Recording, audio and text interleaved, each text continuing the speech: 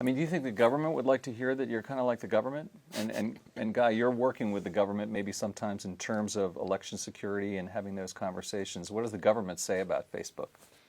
I think we're just trying to work with all the right players across the ecosystem, whether it's the industry, whether it's the government, to make sure that we are sharing this information.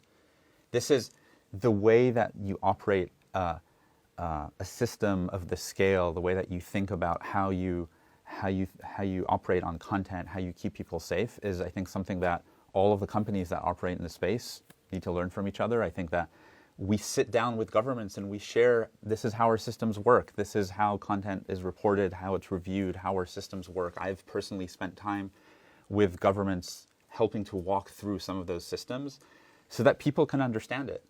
Because governments have also talked about regulation. We've talked about regulation. We think there does need to be a regulatory standard for how to deal with content.